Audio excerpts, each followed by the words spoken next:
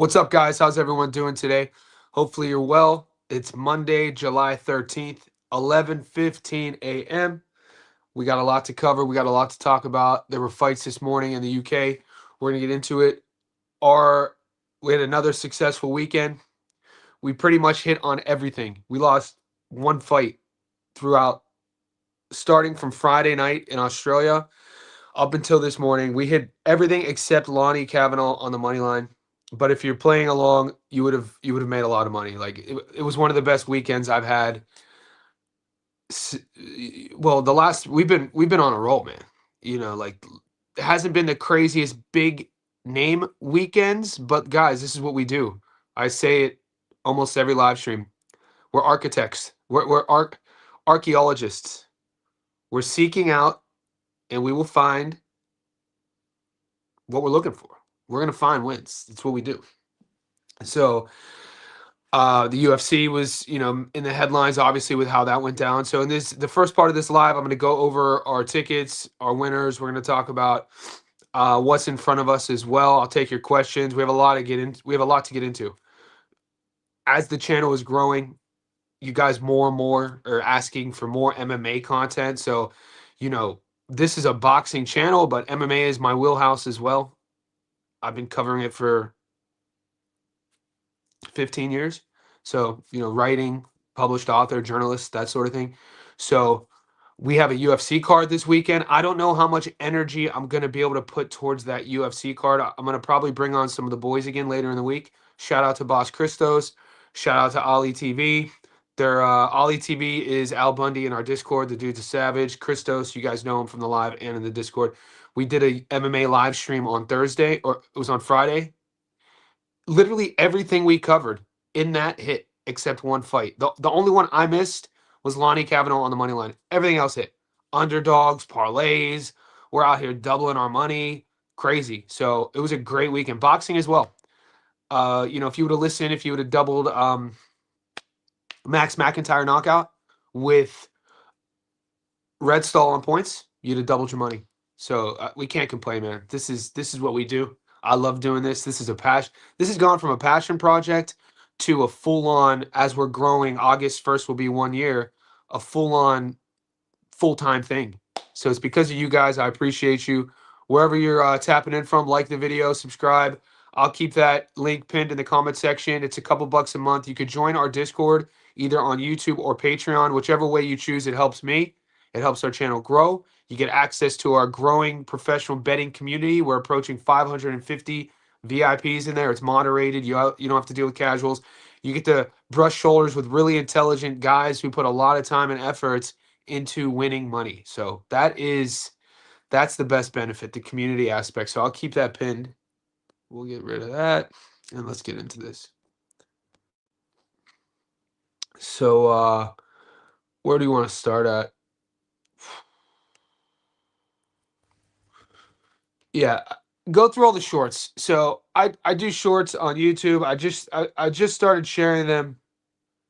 I just started sharing them on Instagram too, but I'll start doing this every week as well, using the YouTube short section to actually give you guys the reads that I have of like where my money's going. So you don't always have to look for the slips. These ones are public. So these aren't behind the paywall. This was last week. I broke down what I was looking at. It was spot on. Go check it out.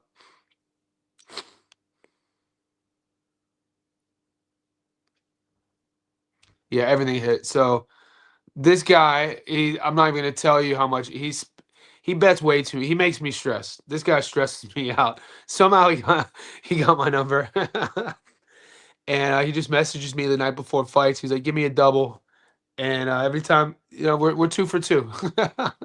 We're two for two, and he takes care of me. So uh, shout out to tipping the bartender, man. I never ask him to do it, but yeah. However, you guys could support, right? We're dancing. Come on now. All right, this is what I woke up to. So you got to remember, it was slow all week, right? So we didn't have a lot of options, but we still found we still doubled our money. We found a way, and that's the beautiful part about what we do. We don't have to force things. We don't have to get sexy. We don't have to get cute. We just have to put in the work. Be logical. Logic. Bet with your wallet, not with your heart. And we're going to find our work, boys. So if you were to listen, this came in this morning. Max McIntyre. Look, usually I will never take a 20% knockout prop. You guys know that. It's against my sort of like strategy. But in a weekend that we didn't have options, I knew that I'm not going to give you guys the goal is to, get plus money tickets. So the 20% knockout prop I felt was really safe.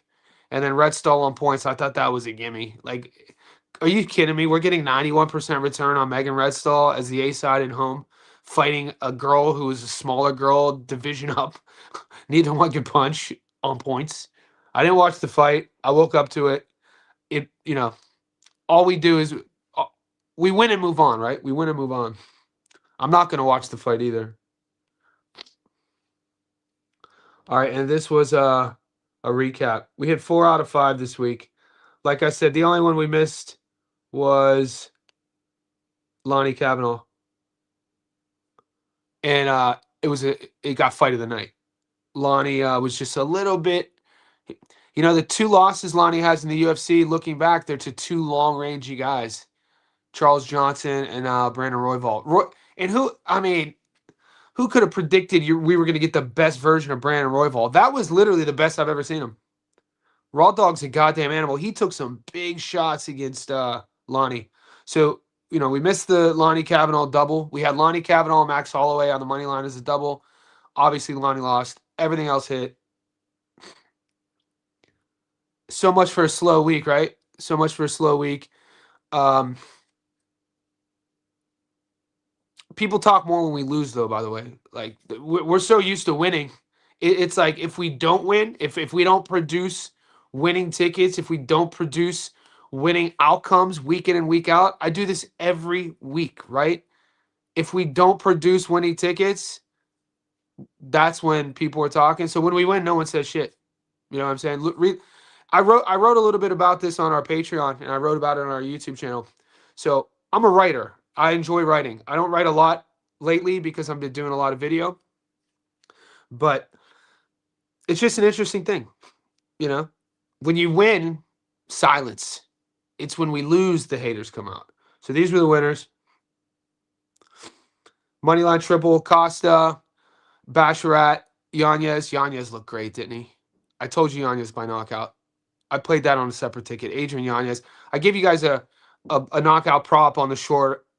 I gave you 3 of them. They all hit. I said that Patty would be dog of the week to beat Saint Denis. It hit. I said that Yanez was going to stop Cody. That hit. I said that Max was going to stop Connor. That hit. Everything hit. Batista, our dog parlay. So one of my boys put 1,000. So if you would have put 1,000 on this, you would have got 4,442 back. So this plus 442. I mean, 2 dogs. Batista looked great. Exactly what we predicted. I felt like it's his time. Corey is tough. It's interesting. Corey seemed to get a leg injury at the end of the first round when Mario had him in an awkward submission attempt. And when Corey was protecting the leg rounds 2 and 3, he actually fought better. It was odd. It was like at the end of the last half of the first round, Mario was picking up on Sandhagen's timing and using Sandhagen's aggression against him, and he was starting to kind of get into his groove. And then the second and third round, when he had Corey hurt, Corey was much more defensive, but it was tricky. It was a close fight. Mario did win a unanimous decision, though. Rightfully so. This is crazy. So ESPN bet, ESPN.com bet, they just released statistics. The U.S. market alone, 92% of the U.S. market bet on Conor McGregor to beat Max. That is absolutely shocking. It goes to show you, though, the amount of casuals in MMA betting and the star power of Conor, because he's one of these type of polarizing figures, as you know, that people are going to bet on him just because they like him, right? But that's not what we do. Time and time again, we bet against our favorite fighters. If you're a successful bettor, if you're doing this professionally, you will find yourself having to make a bet against your favorite fighters. This is what we do. So I just wanted to share that. Holloway by knockout, I thought that was a steal. And then the McIntyre and Redstall. I mean, come on, 91% on Redstall on points is crazy to me. No one's knocking anyone out.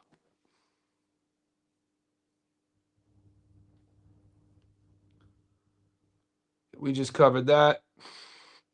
You got to train, guys. The only way we can be successful in life, this is my opinion, you got to be cognitively switched on. For at least me, the only way I can be at my best, I have to be training. I have to work my body. So this was the stat I was telling you about. This is crazy. 92% of money was bet on Conor McGregor to win. Literally, the 8% had to be our group. The 8% that didn't bet on Conor was in our Discord. So that's that. That was this weekend. That's about 10 minutes. That's as long as it takes. A quiet one today. I'm going to stay on, though, because we got a lot to talk about. I take your questions. Let's see what's up. Going to Pro Box next Saturday in person. That should be fun, man. Pro Box. Who's headlining that?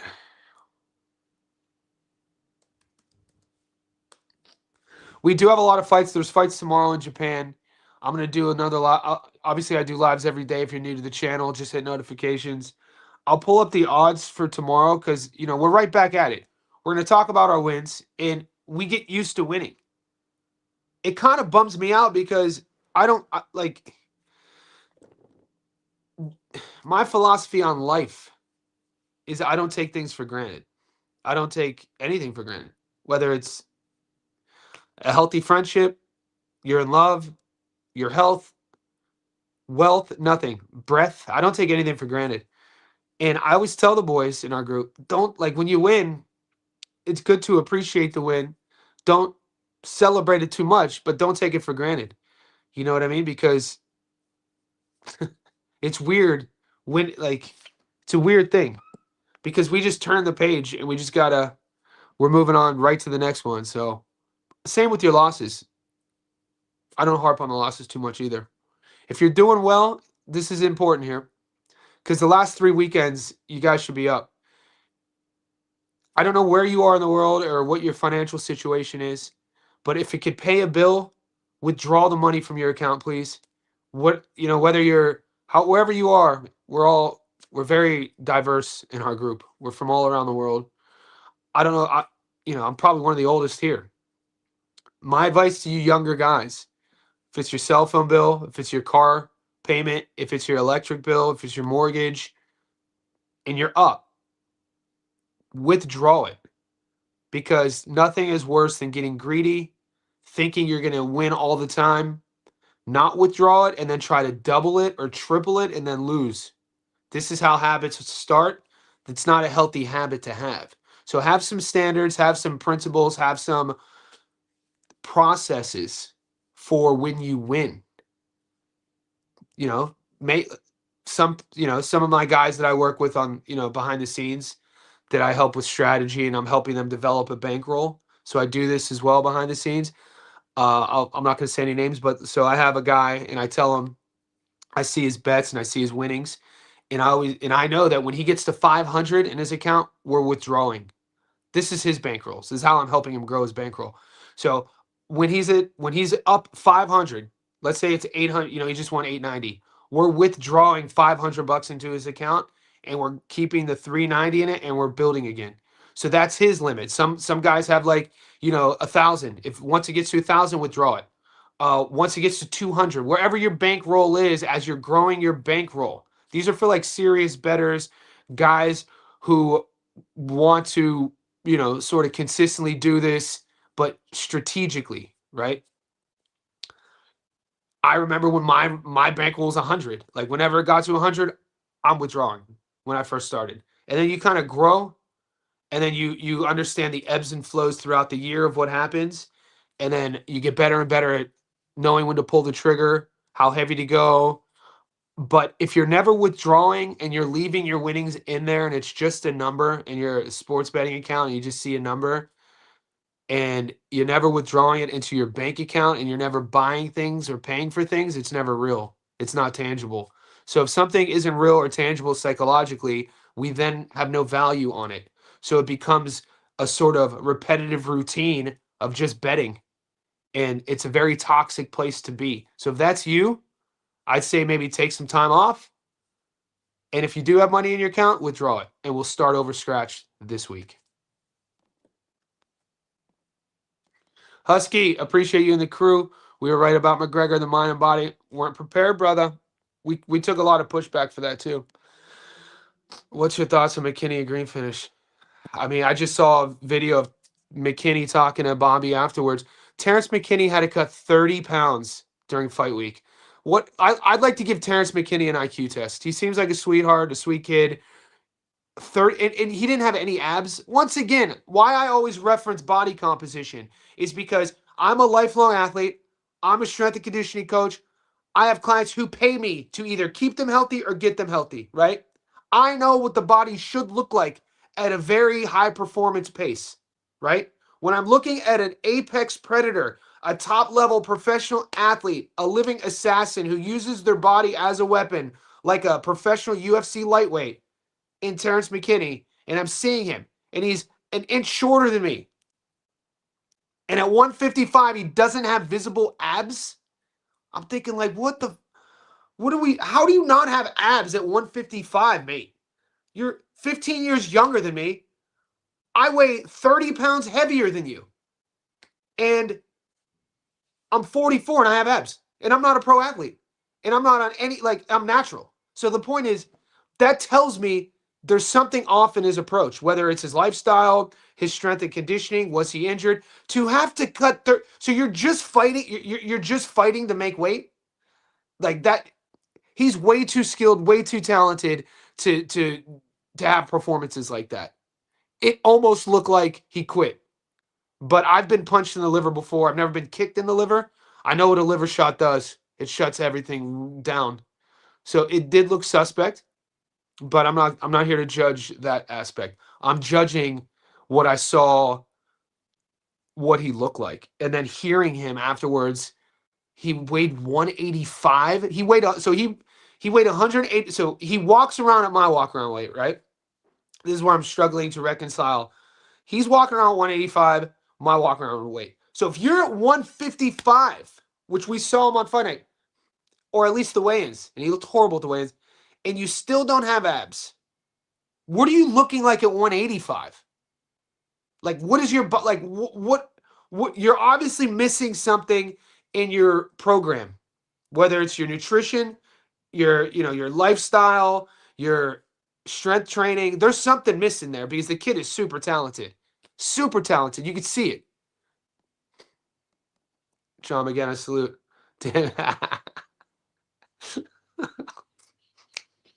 Come on. Let's go. Julius, my guy. You know I'm getting cooked for that one, right? So, JSB Insiders, check the Patreon, check the YouTube member section. We have 2 tickets that are live already going into this weekend. One of them, 3 tickets. One of them that is halfway done is our quarterly parlay. We're 5 out of 11. The second one is the July-August parlay that kicks off this weekend. And the third one is a knockout prop. And I'm just going to say my boy Sniper J and I see eye to eye. Let me know what day you want to come on the live and we can shoot it up. Youngin, Moonshot, my guy. You were eating in there. You were eating in the Discord. Dude, it's been a good... Like, the Discord, our picks, we've just been in a good spot. Like, we're winning, like, it's going under the radar, which I like. You know what I'm saying? I like when, like, there aren't these massive weeks, and I feel like there's just food on the table, and it's just there for us to take. Like, there's some fights this weekend, too, that I'm already looking at, like, all right, this is food.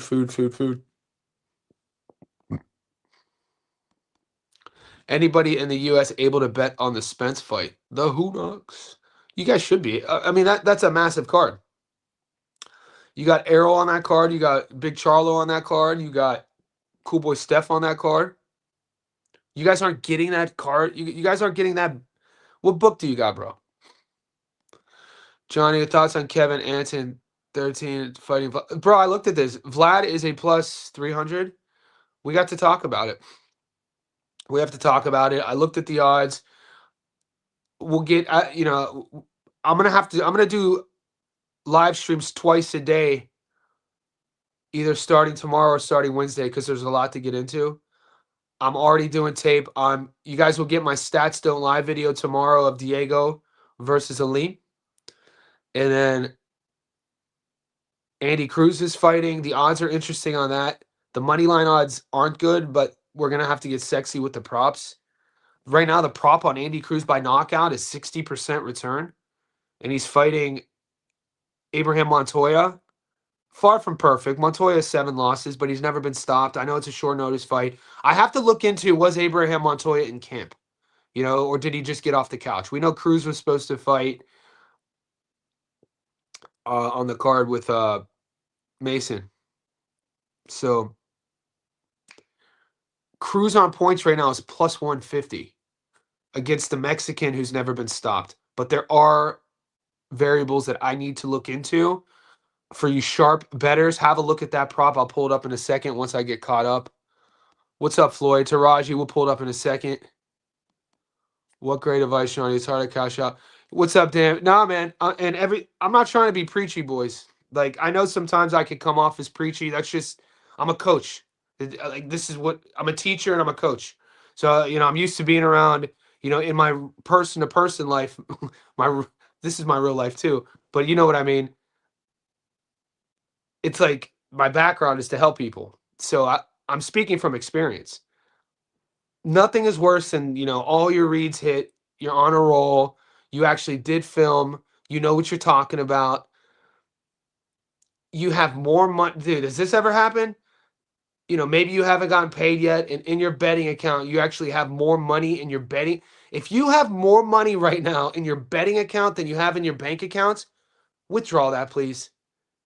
It might sound crazy to those, like, at 44,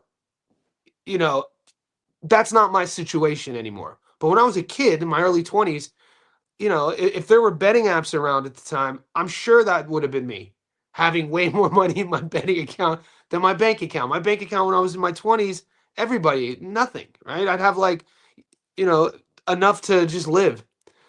But if that's you in this day and age of digital, everything's digitized, cash out, man. Withdraw and just start over. We'll rebuild. We'll rebuild. That's why we up. We're always going to be up. We're going to find our wins.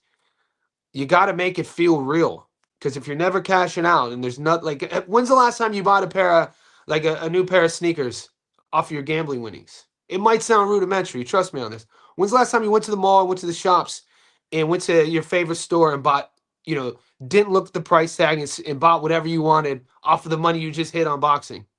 Do that. It's fun. Like, so my girl, I do it as like it's kind of an inside joke, but my girl's really into horse racing. It's part of the culture here. And she always, like, their whole family, Australia, horse racing culture is huge here. And it's like you get fancied up, you dress like you're going to the ball, and it's like an event. So she's into the horses. She's not a big gambler, but when she goes to the horses, she gambles. So she always asks me for my betting tips if I could put bets in her for what we do. And I'm like, no. So we're not doing that here. We're not doing that. So I think it was like a month ago. I was like, all right, I'll do a small little bet, and if it hits, we'll go shopping with the money. But it'll be your bet. And then it hit, and then we're going. It was just like the best day for her. And it wasn't like we always go out. Our relationship's extremely healthy, and it was just like a fun thing to do. And it gave me the idea. I was like, when's the last time? So I challenge you. When's the last time you went and bought, like, the new Jays off of a boxing hit? It makes it real. You know what I'm saying? If it's only digitized and you're only looking at it through a number, even if you're only using your winnings to, like, I know guys who they're so into betting, they're using their winnings for their lifestyle, like paying bills, which is great. Buy yourself something, though. Buy yourself something. Shoes, a nice blazer, a leather jacket, something like that. I had Patty with a lot of your boxing tips from the last few weeks, like Kane, Colazzo. Yeah. Thanks, man. But and this is what I was talking about. Because we do this every week. I sometimes I get down because I'm not going to be 100%. Obviously, nobody is, and the channel or the commenters are only vocal when we lose.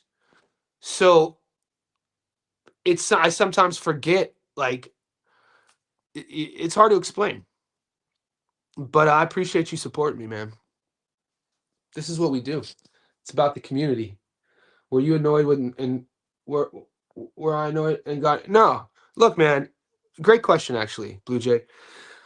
Boxing was my first love. I always say that. I walked in my first boxing gym with my dad when I was 7, and he wanted to teach me how to defend myself, right?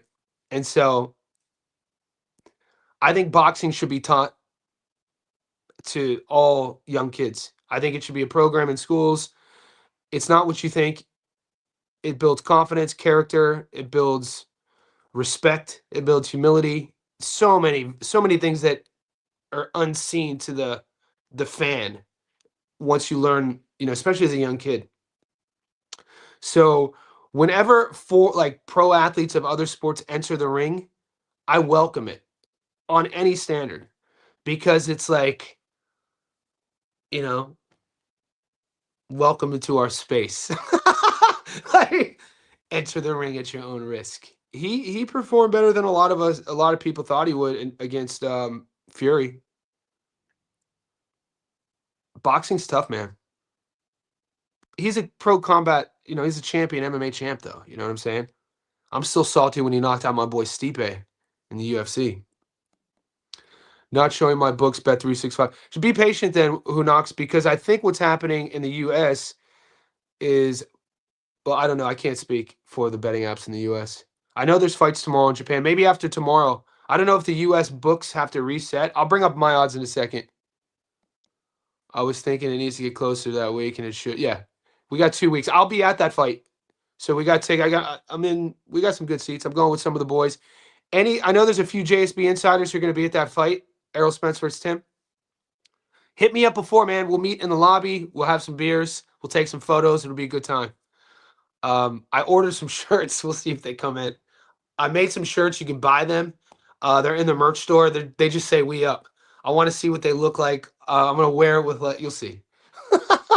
Hopefully they're here for fight night. I want to wear it to the fights. What's up, Jay? Iwata, Moneyline, Anton, Moneyline, Taraji. All right, you guys are. I'm gonna pull it up now. This is my cue. The boys are saying, just pull the book up, bro. Just pull the book up, bro. All right, guys. All right, so you're gonna take Awadi. Is anybody playing? So there's fights tomorrow, boys. I'm not gonna sit here and say I've done tape, and I'm not a bettor and gambler. If you're new to the channel, when you see my picks, if you're a JSB insider and you're new and you see the tickets I give to everyone, that's my bread and butter. That's how I make a living. So there's no guesswork involved. When I'm looking at Kawaguchi and Kajino, I haven't done tape. This fight's tomorrow. The odds are good enough. Part of me wants to put 2 hours in and watch Shota Kajino and see if we're live here. But I don't know. And then there's 2 fights tomorrow. Sutsumi as well. Anybody tape those 2 fights tomorrow? His last fight, they go 12 rounds with Lester, and everyone thinks Lester. Yeah, all right, we're talking about Aleem. I don't think Lester is the guy that they sold us, right? He's talking about Aleem versus Lester Martinez. I don't think Lester Martinez is a big puncher. He was sold to us as a big puncher because he developed that regional knockout to win ratio record. But watching his style, he's almost like a volume swarmer. You know what I'm saying? He's like a mix of like and Billy and Zepeda almost. When you look at how he fought and Billy and then how he fought Aleem, he wants to be in a certain space and he wants to. We're talking about Lester, and his punching is kind of forced. So if anything, he's good. The last 2 fights for me, watching Lester, it kind of brought him back to reality on my end of who I thought he was versus I thought he was a level above than what I think he really is, which is fine. He's still a bad dude. He's going to be a tough fight for anyone. But he's not one of these guys who is classy about his work punching wise.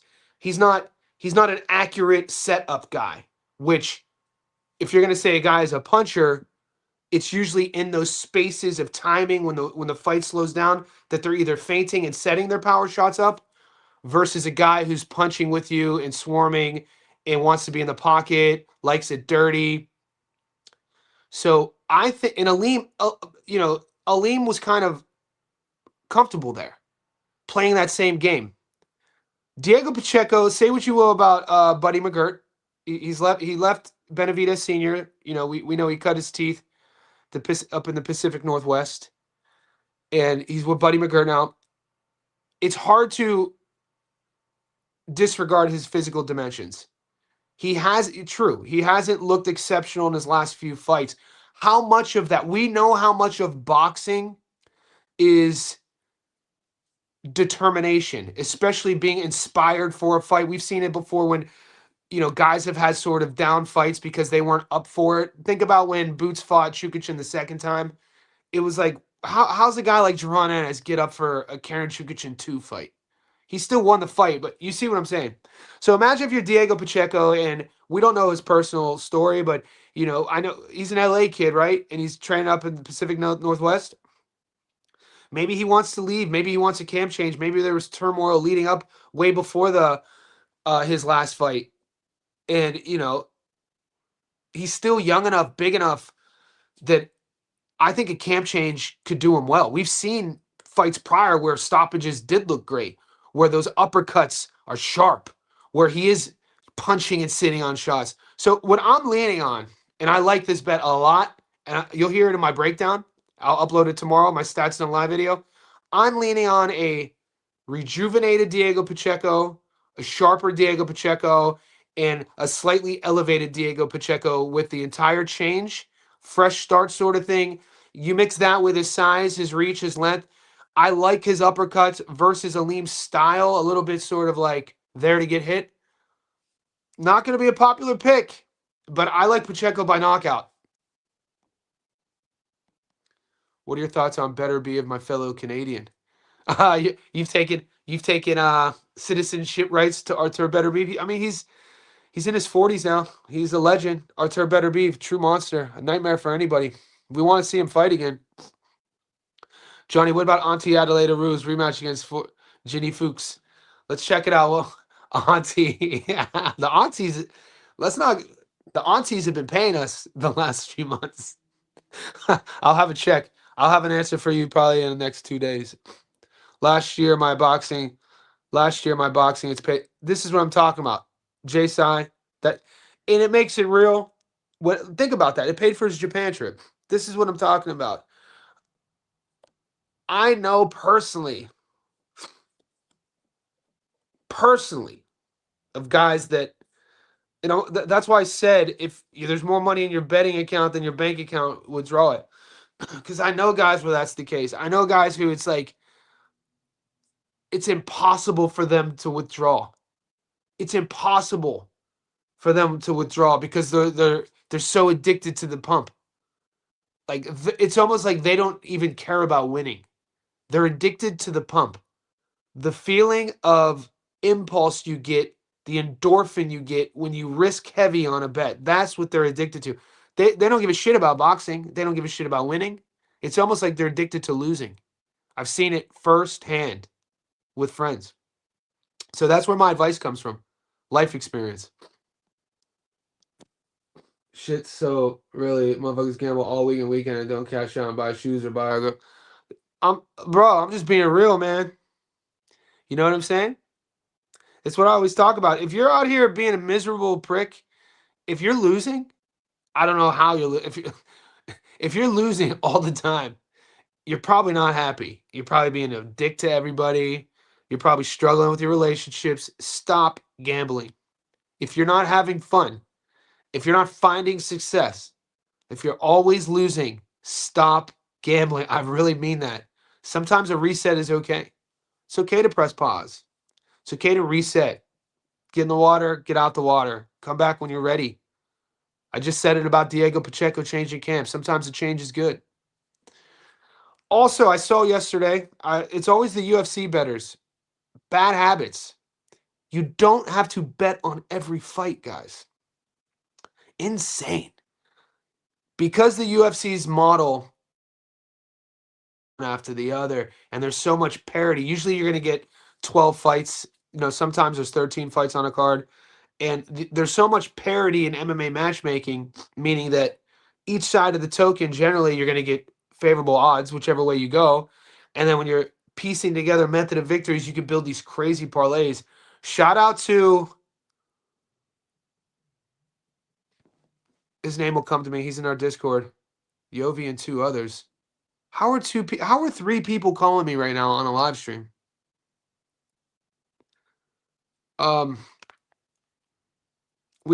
I think it's Mark in our Discord. An $800 bet. He made a parlay to pay out $330,000, and he cashed out at $32,000. And forgive me if I'm getting this wrong, but I think the parlay hit. So $800 to win $330,000 in our Discord, right? When he cashed out, like, what would you do? I brought this up to my girl. Who is this?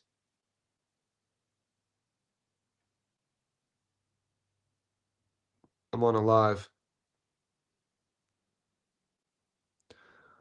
When I brought it up to my girl, I asked her, I go, what would you do? You know what I'm saying? If I put an 800, it's a tough position to be in. You bet $800. You're already getting the cash. You're already getting the cash out. I'm sorry. Give me 1 second. You're already getting the cash out opportunity to make 32,000 off of an $800 bet. But then you see the potential of 330,000. What do you do? You know what I mean? That's a tough one. That's a real tough one. Because it hit, but he cashed out at 32. I think it's a great cash out. But it's probably gonna haunt you. Like, this is a crazy game we play, man. Think about that shit. And the boys in the Discord know what I'm talking about. I'm not talking shit here. Shout out, I think his name's Mark. 800 to win 330,000. He shows us the parlay. And these are all picks that we're all picking. He just wagered a lot more. Method of victory, so Yanez to win by knockout, Gable to win first round knockout. Like, bets that we all were riding, we all had in one way or another. And as they're coming in, we're like, that's another one. And then the cash out's growing. And it's like, it would be really, really, really hard for me, my personality. I got to be on my type. I'd like to think that I would cash out at 32,000. Because if that last leg doesn't hit, you're dealing with two different things here. If the last leg doesn't hit, you've lost $800. You let $32,000. You left $32,000 on the table. If the last leg doesn't hit, worst case scenario. If you cash out, you just made $32,000 off of an $800 bet. Win or lose if the last leg hits. And if the last leg does hit, you then take your $32,000 and think about what $330,000 would have felt like. So it's like, it's a good problem to have. And there aren't a lot of great problems to have in betting. Every now and then we come around. That's a great problem to have, by the way. So I'd like to know what the chat, what would you do, guys? What would you guys do? $800. This is a real life scenario that happened in our Discord yesterday. Would you take the cash out at 32,000 or would you let it ride for 330,000? It's a tough one. I appreciate you, bro. Thoughts on Zufasani Shakur? We reported on this last month. I knew about it. I posted about it. Check the YouTube shorts. I like it, man. Look, our group, we don't get paid to commentate the politics of boxing. We don't get paid to judge promoters. I don't get paid to judge matchmaking. That's not what we do this for. The greatest sport on earth is boxing. What we get paid to do is to know our greatest sport, to study our greatest sport, to understand our greatest sport, to do film, to research, to have conversations like this, and then to win. So I'm a big fan of Shakur. I don't care. You know what? It's fine. Hello from BC, Canada. I'm not a massive boxing fan, but I can tell you're highly knowledgeable in the sport, and I respect. Thank you, Blue Jay. I appreciate your support. I started doing boxing only content only in last July, but my background, yeah, appreciate it. High depth insiders now. Johnny, what's your pick on? I like Eubank plus money. Man, it's tough one, man. It's tough one. David Popo really showed me something against Liam Paro. I was impressed with Popo's size. I was impressed with his range. I was impressed with his cardio. He's a little bit trickier than people give him credit for. That if he's the same guy who fought Liam, the guy who fought Liam beats Harlem Eubank. That's all. Harlem Eubank is an athlete who boxes.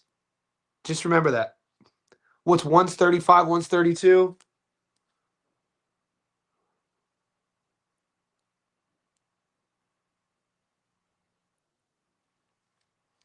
Give me, I'm like 70-30 Popo. I got to be honest. I know Harlem's the A side. I know it's in England. I know Popo's French. But, you know, from just a logical boxing mind, stylistically, I even though I won money on Liam Paro beating Popo, I thought we got a gift. I thought David Popo beat Liam Paro. I got to be honest with you. We won money. Our parlays hit. I can be truthful with you guys. Paro really struggled with Popo's length. Paro really struggled with the weight. Granted, it was his first fight at 47. I was impressed by Popo, man. I didn't think he'd be that gritty. You know, he had a bit of character. I didn't think he'd be that determined. So I got to do, you know, give me a day or two. Give me a day or two. Eubank's going to be the explosive guy, the athletic guy, the A side, the hometown kid. But yeah, give me some time on that. Agree. Gambling is a curse. Yeah, you got to control it. Anything could be a curse, though. This is why my narrative around what we do, Blue Jay, is always about the love of the sport. I was a boxing channel before the betting. The chat asked me to start giving my predictions. So my pure intentions have always been for the sport of boxing and MMA. This is why I don't do clickbait titles. This is why you don't see me do clickbait AI thumbnails. This is like when you watch my breakdowns, I'm being as professional as possible. Boxing is a blood sport. People die in our sport. So I've always kind of handled myself around what I'm doing with a little bit of responsibility. The betting, we have to make sure that we're doing it responsibly. If you're not having fun doing it, you could still win and still have fun. It's stressful as hell. You'll be stressing. But if you're not having fun doing it, dude, you don't have to do it. I mean that. Go for a run. You betting on Usman Duplessis? Yes, Toxic. Toxic Ramsey in the house. So, Toxic Ramsey, I think I've seen you maybe on the stream before. As we get closer to fight weekend, we do a MMA only live stream. And I'm going to do the card. I'm going to probably bring on, we have a couple MMA sharps in our Discord. If you guys want to, you know, revisit the MMA live stream, you don't have to. I did with Ali TV and Christos. Like I said, we broke down the McGregor card, 13 fights. I think we went 12 out of 13. I know I missed one. The only one I got wrong, it looked like it was a firefight. It got fight of the night. So we weren't that far off. It was and that's the one we're going to talk about, right? We're not going to talk about the double dog parlay we hit for plus 440. Who else was picking Patty and who else told you to take? Come on, boys. People forget. Even I'm forgetting right now because I do so much.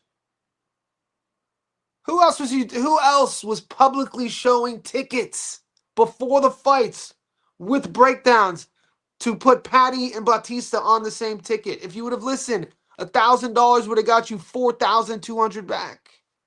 We up. So yes, I'll be doing it later in the week. Parlay miss with Loney knockout. We were all cheering for the yeah. Oh yeah. So strategically, this is a good conversation to have because I read in our Discord that some of the boys, we were all on Lonnie, and he's only 27. What we're seeing with Lonnie is he's struggling with tall, long rangier fighters, right? And I kind of wish he would believe in himself a bit more. I think there were moments in that fight where he was allowing Royval to kind of bully him. I don't know. I haven't given up on Lonnie. I think he'll come again, as they say. But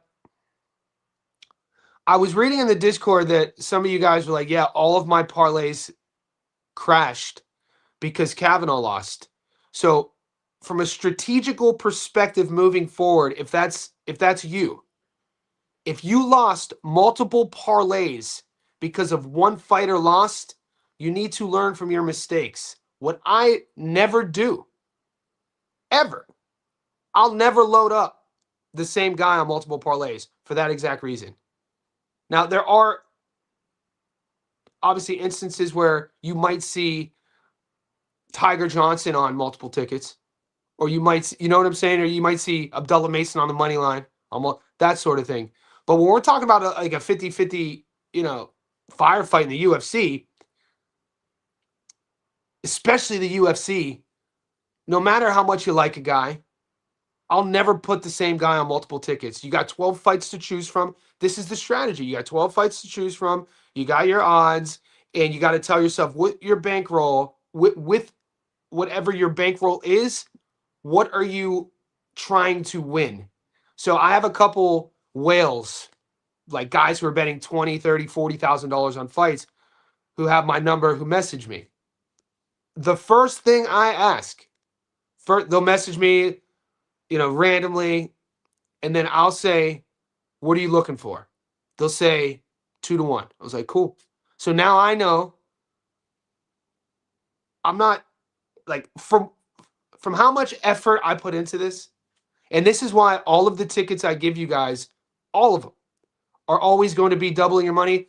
I feel with the knowledge I have, the years I've put into this, been around both sports my entire life, I should be able to find you guys 2-1, no matter what you're putting on. And that's kind of like where I hang my hat. Look at the results. So you need to ask yourself when you're building those tickets, what am I trying to win? What's my bankroll?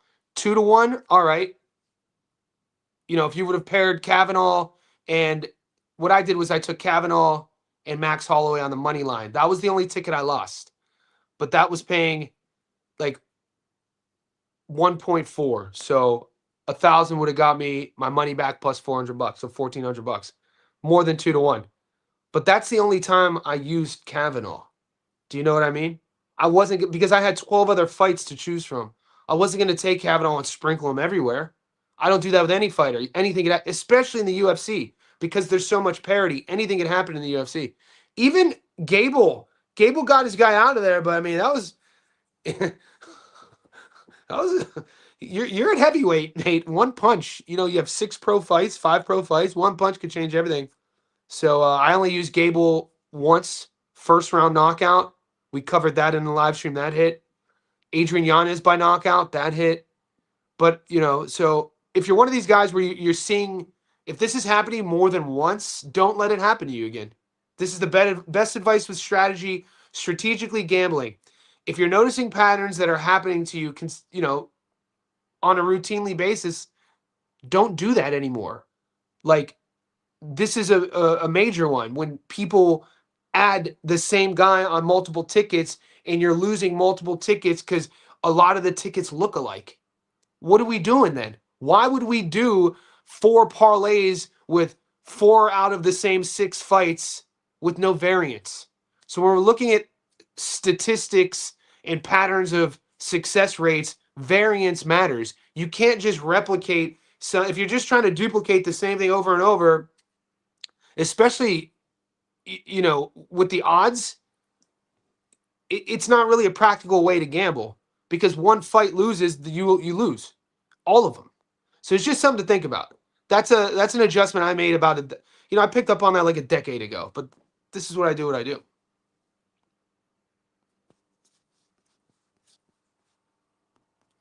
Are you willing to put 32,000 on the remaining legs?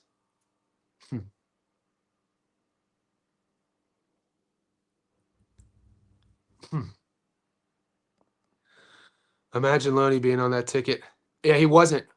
It wasn't Loney. The ticket's in our Discord. You can go find it. I think I screenshot it. It's a good philosophical chat to have though, as gamblers, as bettors. You never know what you would do in that situation unless you're put in that situation. And I hope that this is going to sound like I'm being serious. I hope that one day we're all in that situation because that means you're in a good spot. It's a good problem to have. It's a good problem to have. Could you imagine being in that spot? I was in that spot. I hit the 490 to 1 3 weeks ago. I let it ride. I let it ride on a girl fight on points. Oh, I'm so stressful. It was so stressful. Costa. Yeah. I think it's Costa money line, Basharat money line, Luke Riley by knockout, Yanez by knockout, Gable Stevenson by knockout. Cash out to 32, put a couple right. There was one leg left. Yes, cash out to 32. And the one leg was only paying. It was the least profitable too. He cashed out before Gable Stevenson round one knockout, but he had Kavanaugh by knockout, which didn't hit, so it was a good cash out. Oh, I didn't know that. Did he have Kavanaugh by knockout? I did not know that. Shout out to Dan. Is that a fact? Saul Sanchez. We'll get to it. We'll get to it soon. We got all week, boys. People saw proposed 5 TKOs and straight away jumped the gun. Yes, Youngin. I was one of. I did tape. If you want to watch the Pero versus David Popose Stats Don't Lie video to revisit his style, you could do that because that was his last fight. So you could see I've broken down Popose's tape in the Stats Don't Lie video when he fought Liam. And I picked Liam on points, and we won our bet. But Popo was way craftier than I thought he was going to be. And he was better than I thought he was going to be. I watched some of his fights, and I was impressed. I thought he beat Liam. King. I knew McGregor wasn't right with that weak ass mohawk, no blend at all. Yeah, what the hell? This is gonna, now we're on the McGregor topic. This is for you conspiracy theorists out there, because I know there's a lot of you guys. I didn't realize how popular being a conspiracy theorist is in online gambling. I'm new to this. I've never heard of Discord in my life. I never heard of Discord in my life until I started my own. I never heard of Patreon before until I started my own. And this was only last August. Through this whole journey for me personally, I'm learning a lot. It's keeping me young. I'm learning new lingo. I'm learning what LARPing is. I never knew what LARPing was. I never knew what big the guy was. That big guy. I never knew what that was. Like, I'm staying hip and modern with all the cool lingo, which is great. I didn't know. I never used to, like, you. My favorite phrase that you guys say is ass cheeks. When you're reading comments and somebody is describing a fighter's performance and you're reading it verbatim, ass cheeks, you gotta laugh out loud. That shit is hilarious. So kudos to the young bucks, you young generation. You guys are hilarious. But if you want to be a conspiracy theorist about this McGregor fight, and I know my whole point was a lot of the guys in the Discord, not a lot, I see a lot of like conspiratorial rhetoric going on in there. It almost looked like to me a humiliation ritual. It did, man. Everything from what King is saying. Shout out to Maryland. Maryland Terps in the house. The Terrapins, holla at your boy. Uh, you guys never beat us though. Go Buckeyes. But everything from like when you watch him during fight week, watch the walkout, watch his nonverbal communication. I talked about this during fight week. I watched the video I did. I did a short that got a lot of negative comments, but I was right. He didn't look like his body physically, it didn't look like he was in shape to me. And then you mix that with the mohawk. The mohawk looked horrible. It wasn't even like a taper. If you're gonna go mohawk, man, at least get that shit blended. Let's go skin fade into the mohawk and have it faded up. You know what I'm saying? Like go to a proper barber. That shit looked like his coach Kavanaugh did it in the hotel room. And then also, when you think about who Conor was when he was at his best, Conor McGregor was a guy who was a beautiful counter striker. This is a guy who relied on movement. And do you remember, he hired that movement coach, I do Portal. I do Portal was that French guy when Nate Diaz was like, you hanging out with that gay dude doing touch butt in the park. But like, I say that because Conor was a guy who never forced anything. You'd hear him doing Bruce Lee quotes, be like water. Think about the knockout of Josie Aldo. He was a guy who would let you come into his range and then he would strike. He would use your aggression against you. And that's always been Conor McGregor. He's never been a guy to sprint out and, you know, be that aggressive on the front foot. You've never seen him fight like that. So that in itself was like, what is he doing? It almost seemed like, if you want to be like a humiliation ritual, like either like he had 2 fights left on his contract. There's a lot of money that maybe he owed people. I don't know. I'm just saying. I'm trying to make it make sense. Maybe he did have an injury going into it. They keep saying he didn't. Kavanaugh gave a message, said he didn't have an injury. Even the UFC after the fight posted this little reel of Conor hitting the bag with his doing leg kicks in the locker room, and they posted it as evidence that he wasn't injured. But even when you watch that, he doesn't look solid. To me, it looks like he's not free with it. Conor McGregor at his best is free flowing. Snap, snap, limber, long. Like even him hitting that bag, it looked off. Walking to the octagon, there's that video of him taking his shoe off, looked off. So let's say he knew he was injured, he knew he was hurt, he knew he couldn't pull out, he knew he had to fight, and then he knew he just had uh one. The only chance he had was catching Max off guard. I don't know. The whole thing seems fishy to me. I'm glad that the JSB insiders were part of the 8% who bet on Max Holloway. 92% betting on Conor. You guys bet with your heart instead of your wallet. But yeah, it was interesting. What's up? Holla. Guys, we're climbing. We're about 50 in here. We're an hour in. Like the video for me. We have a long week ahead. There's Japanese fights tomorrow at 5. Anybody dog hunting? Kushida Gino. Peyton Dinero. Appreciate you, brother. What's up? Thoughts on Rolly? I'm glad they're fighting. I think it's a good fight. I think it's a good fight. I think Rolly. I think every time people underestimate Rolly, he proves people wrong. If you'd have told me Rolly Romero was going to be a 2-division world champion 5 years ago, I would have called you a liar. He is a 2-division world champion. He is the welterweight champ. I think the best Teo we saw was probably 5 years ago. That version of him. I probably would take Rolly right now. That's not my exact pick. I'd have to think about it. Very psychological game, you know? Both guys are very unique characters. Both guys are great for the sport. Unique, the fight week's going to be fight week with these guys is either going to be extremely entertaining or super awkward. You know what I mean? So talent-wise, skill-wise, athletic-wise, you give all those gifts to Teo. Raleigh, though, is a guy who believes in his power, and I think he has more skills than people think.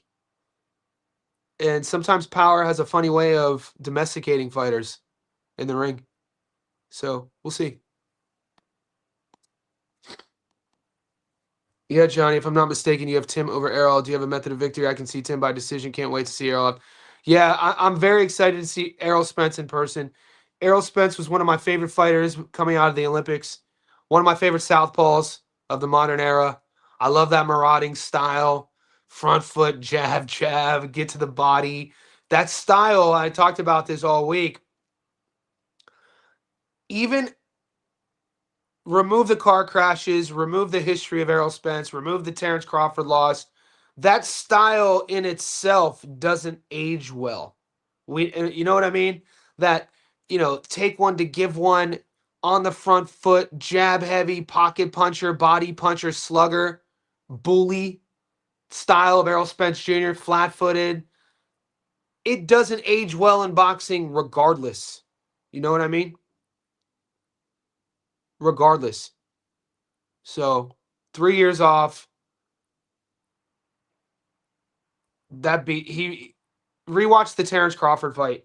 It was one of those rare fights between champion versus champion where it was hard to watch. It was hard to watch. He got his ass beat. Like, he took a lot of damage. People were like, yeah, so did Tim against Murtazaev. Yeah, but that fight got stopped in the third. So did Tim against Seb. Yeah, but the first fight against Seb was a cut. It was competitive. Even the second fight, Tim was landing big shots. He just couldn't hurt him. And you guys keep sleeping on my boy Seb, dude. Keep sleeping on my boy Seb and let me keep winning money on Seb, okay?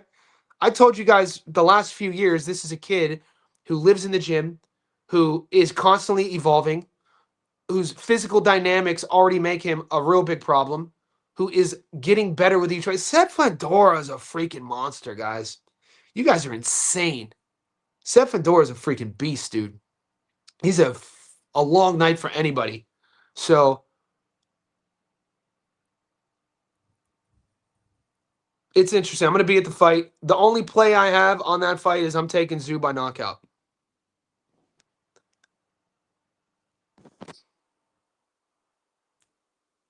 Did I just? My bad. Did I say? Did I? Maybe I said that for shock value. Let me double check my ticket. I posted it a month ago. Zoo on the money line. Zoo on the money line is my take. Because right now I got Zoo on the money line. I got him at plus 185 a month ago. He's down to plus 120. I shared it once. I'm going to share it again this week. But I put my ticket in a month ago. Tim Zoo on the money line, plus 185. He's down to plus 120.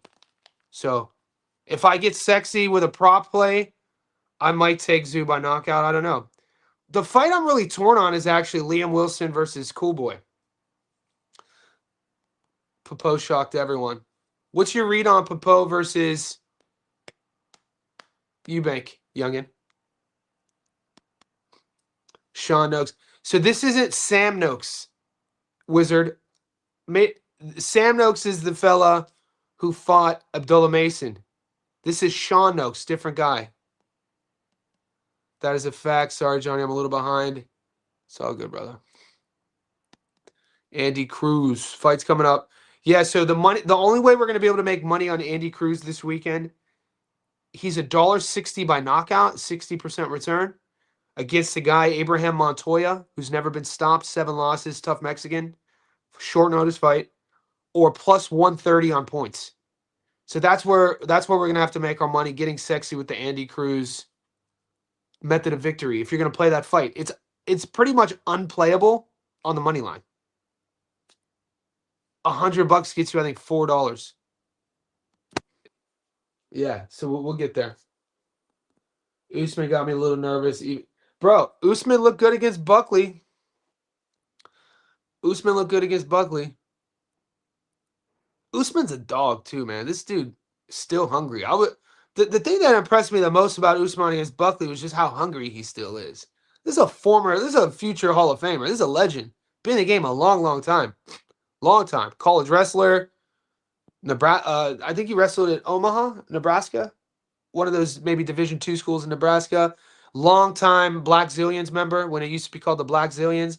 These are like the days of like Michael Johnson, Anthony Rumble Johnson, Abel Trujillo, and then Black Zillions changed the name like 20 times. But Usman's an OG, man. I've known it. I've known his coach. I'm personal friends with his strength and conditioning coach, Dr. Corey Peacock. I've known him for like 15 years. So Usman's always going to come in prepared. He has that champion mindset. He's old. Those knees are old too, but he broke my bank, man. I took Buckley. He broke my wallet. So it's tough. Usually combat sports is a young man's sport.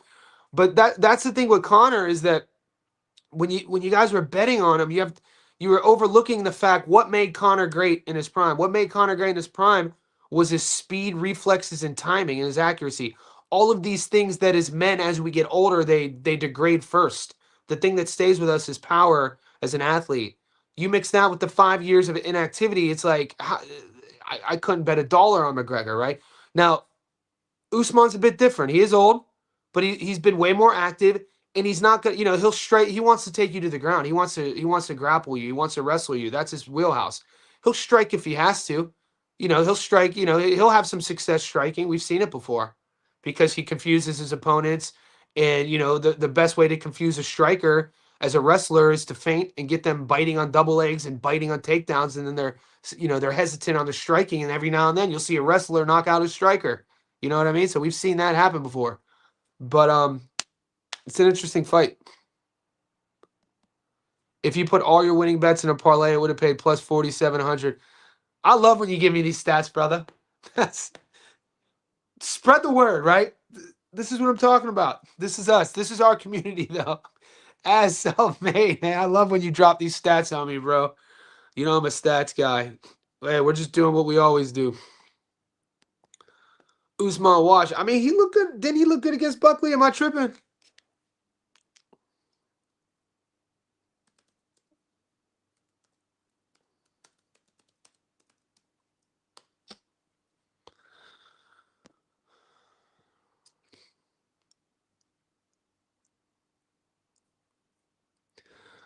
Oh yeah, he's not beating Duplessis.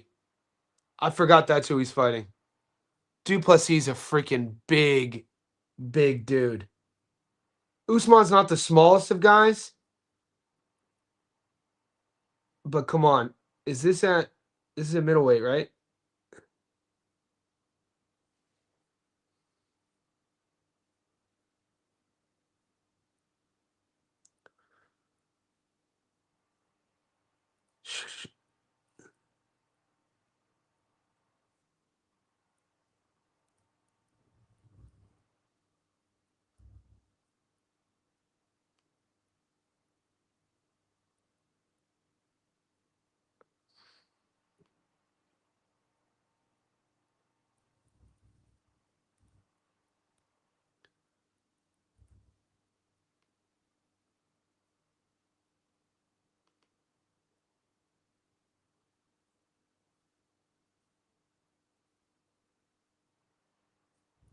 You got to remember too, guys. Usman's prime was at welterweight.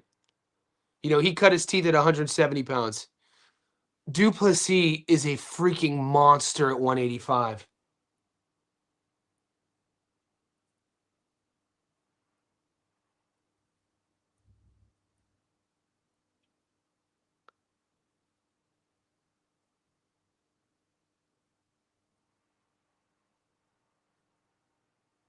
Let's see these odds.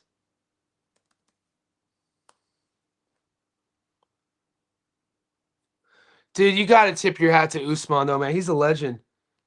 Dude, still fighting still fighting at the top of the food chain at 39. Man, this is, fans do not appreciate that enough, guys like this. Bobby Green, 40. Shout out to King. Green never became a world champion, but I mean, Usman is a former world champion, 39 years old. Dude, Dricus Du Plessis is a monster. He's only 32. Massive middleweight. Cuts so much weight. He might walk at like 230. Du Plessis is a beast.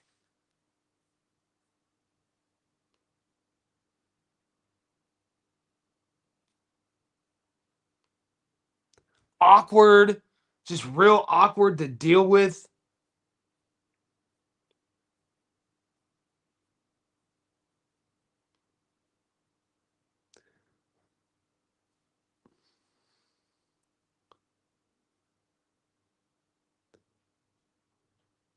Wow, Jean Paul is an unknown about this kid for like a decade.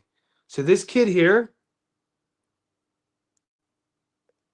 JBL, he's a plus 160 fighting Shokan Ko. Mate, JBL's a beast. That's crazy. I got to look into that fight.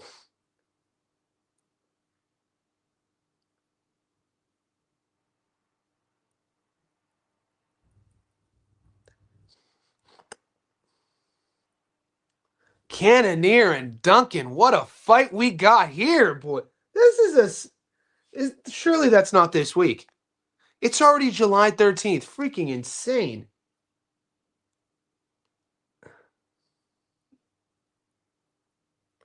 Right now, I think Drinkus is a great parlay piece at 36%.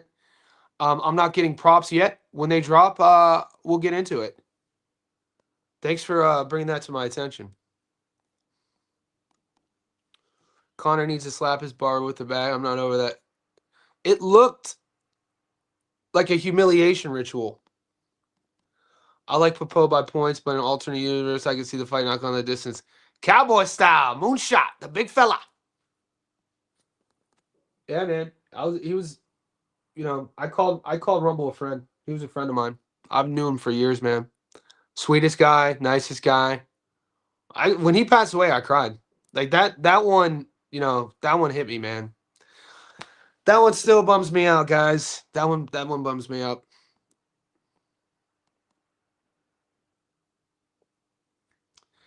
DDP for a sub would be nice. Yep. Usman does have a path to victory. He used wrestling to nullify Buckley, and Dricus has bad takedowns. We saw in his last fight. But come on, dude, that's Khamzat. What you have to think about, it's not the takedown, it's Khamzat's ability to keep you down. Usman and Khamzat are a bit different on that end. You know what I'm saying? There's one thing with being able to defend a takedown, get taken down, and get back up. There's another thing with taking somebody down and keeping them down. Khamzat is Khamzat, dude. This guy broke Robert Whittaker's jaw with a face crank. That grip he has is supposed to be like legendary. Usman, yeah, of course. That's going to be Usman's path. He's a wrestler. But, we've seen Dricus. He's not like lost. He obviously looked lost against Chimaev. Chimaev is also massive too. I don't know if I think Kamaru's size is going to be an issue, and I think that is, I don't want to say durability, but the 20 years in the game on that body, those knees, I don't see him being able to hold Dricus du Plessis down. He might be able to get some takedowns. I see du Plessis getting back up, and for a big dude, he has good cardio. Shout out to DJ with the super chat coming through. Nobody does it better. Shout out, man. I appreciate you. Guys, wherever you are in the world, man, best community, hands down, JSB Insiders. I appreciate you guys. Remember to like the video whenever you catch this. Remember to subscribe. Keep the notifications on. We got a lot to talk about. We got a lot of fights ahead of us. And we got some great momentum, man. We are cruising. We went through a small little spell in June. But we're out, dude. This is 3 weeks in a row. And great weekend. Like I said, have strategies about your winnings. Rumble, one of the best heavyweights. Bro, I know him when he was a welterweight. I think he fought Josh Thompson at 170. That's insane. Rumble used to fight at 170. And so I talked about this before on the live stream. There's a lot of people who are close to him who feel that for doing that to his body for almost, 20 years was one of the, reasons he got, he had issues. But it sucks to talk about, man.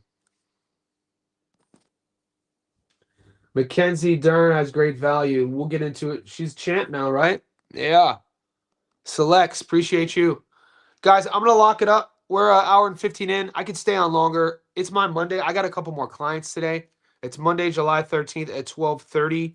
We have a long week ahead. I'm going to be going live tomorrow morning early, so stay tuned. I'm going to be dropping a Statstone live video for you, Pacheco versus Aleem. And then we got the UFC card. We have a lot of fights to talk about. Everyone here, man, enjoy your day.